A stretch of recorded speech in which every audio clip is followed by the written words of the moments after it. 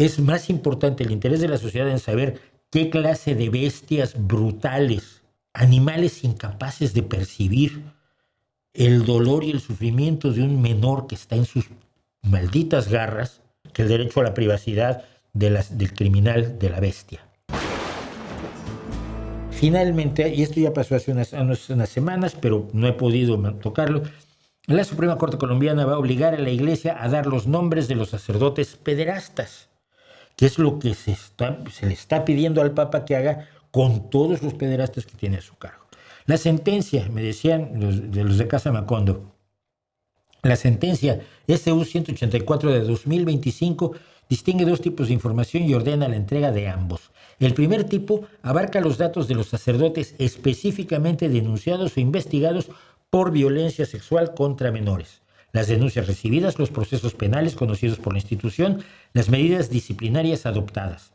La Corte reiteró que esa información implica una intromisión menor en la privacidad del clérigo frente al interés legítimo de la sociedad en conocerla. No hay margen de discrecionalidad. Es más importante el interés de la sociedad en saber qué clase de bestias brutales, animales incapaces de percibir el dolor y el sufrimiento de un menor que está en sus malditas garras, que el derecho a la privacidad del criminal, de la bestia.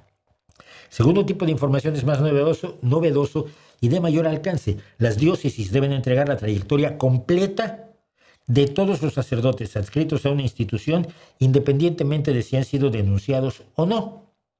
La Corte señaló que el sacerdocio es una profesión, y qué bueno que la Corte colombiana hable de una profesión que se ejerce en el ámbito público y que la información sobre el ejercicio ministerial de los clérigos es, en general, de carácter semiprivado, no reservado.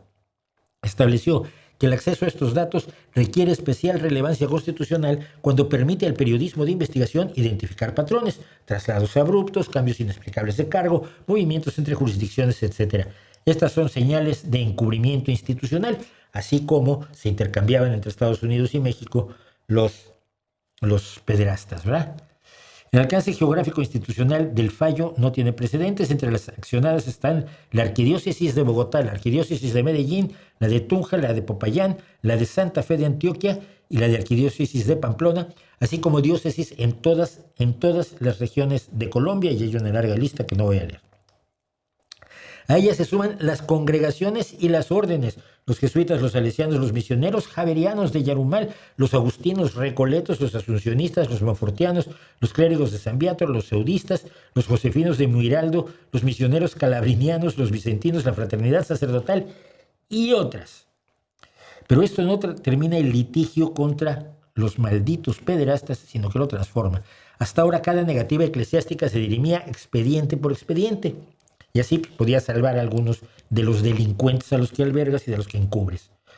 Con este fallo, las instituciones tienen una obligación constitucional directa de entregar la información. Su incumplimiento configura desacato. Con los nombres que entreguen, el medio Casa Macondo, del que saqué la información, va a publicar una especial multimedia que será la radiografía completa del abuso clerical en Colombia, construida con los mismos archivos que los obispos han protegido durante décadas.